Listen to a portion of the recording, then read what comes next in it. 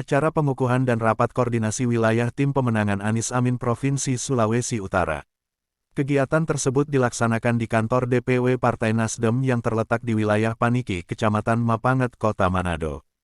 Acara pengukuhan ini dihadiri langsung oleh CO Kapten Timnas Amin Thomas Lembong, didampingi Ketua DPW Nasdem Sulawesi Utara Victor Mailangkai, Ketua Partai Kebangkitan Bangsa atau PKB Sulawesi Utara Yusra Al-Habsyi, Ketua Partai PKS Sulut Iswandama, beberapa anggota DPRD dari berbagai daerah diantaranya anggota DPRD Provinsi Sulut Haji Amir Liputo, Nik Lomban, anggota DPRD Kabupaten Kota diantaranya, Nur Amalia, Sahan Antili, pengurus partai yang berkoalisi, beberapa calon legislatif diantaranya Haja Suprapti, dan para relawan Anies Muhaimin. Yang ditunjuk sebagai KSB Tim Pemenangan Sulawesi Utara yaitu, Ketua Victor Mailangkai, Sekretaris Christian Bagensa, dan Bendahara Vivi Kaeng, dan perlu diketahui bahwa Christian Bagensa adalah sekretaris termuda di Tim Pemenangan Anies Baswedan dan Muhaimin Iskandar. Dalam sambutan Ketua DPW Partai Nasdem Victor Mailangkai mengatakan, bahwa kita wajib memenangkan Anies Baswedan dan Muhaimin Iskandar sebagai Presiden Republik Indonesia tahun 2024 nanti. CO Kapten Timnas Thomas Lembong mengukuhkan 300 pengurus Tim Pemenangan Amin se-Sulawesi Utara. Selesai pengukuhan, Ketua Tim Pemenangan Amin yaitu Victor Mailangkai menyampaikan, bahwa tim pemenangan ini akan dibagi 3 bagian, di mana 3 bagian tersebut adalah tugas masing-masing.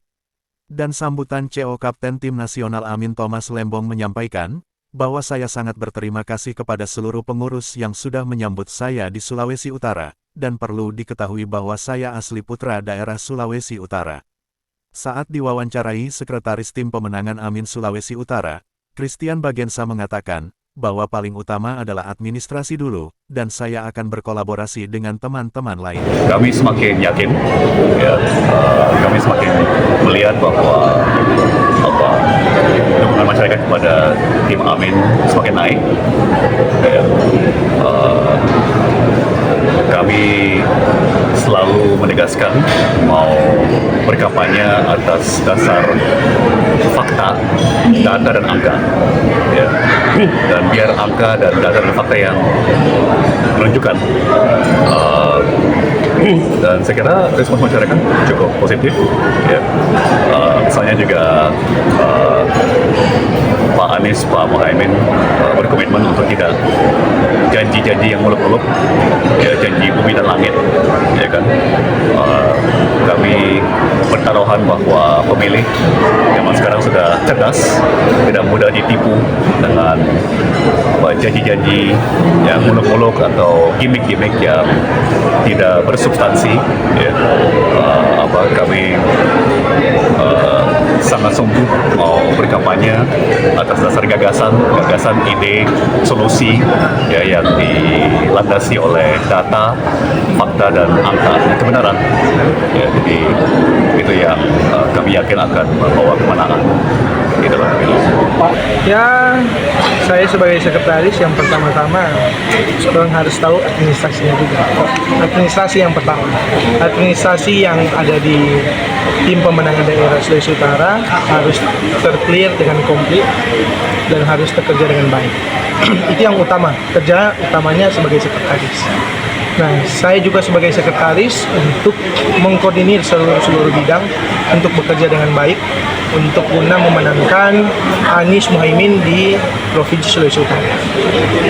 Dan terusnya, sekretaris siap di mana saja dan siap turun gunung untuk mensosialisasikan Bapak Anies dan Bapak Muhaimin sebagai calon presiden dan wakil presiden di Indonesia. Untuk target di Sulawesi Utara, satu Target putaran di atau Sulawesi Utara, target menang. satu putaran? Menang satu putaran. Itu target kami. Dan semangat kami luar biasa. Dengan saat ini boleh dilakukan pengukuhan yang dikukuhkan langsung oleh Co-Captain Bapak Tom Lembong. Dikukuhkannya tim pengurus daerah Provinsi Sulawesi Utara.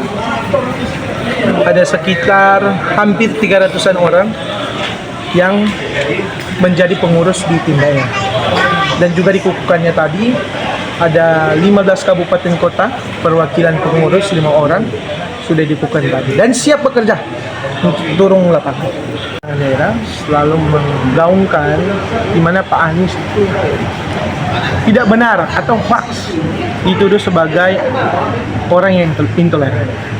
Karena ketika buktinya sudah dipaparkan, banyak media yang belum memaparkan pada waktu itu ketika Pak Anies di Jakarta waktu memimpin, dia bukan hanya mengkhususkan atau mementingkan agama-agama yang tertentu, tetapi dia mementingkan agama-agama yang lain. Seperti contohnya saya sebagai orang Kristen, dia mementingkan orang Kristen.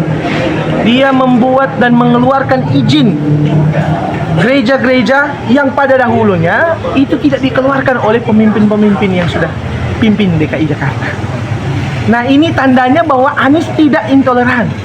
Anies memperhatikan bukan hanya agama Islam, bukan hanya agama Kristen, tetapi ada agama-agama yang sudah tercatat di dalam undang-undang, itu semua disamaratakan.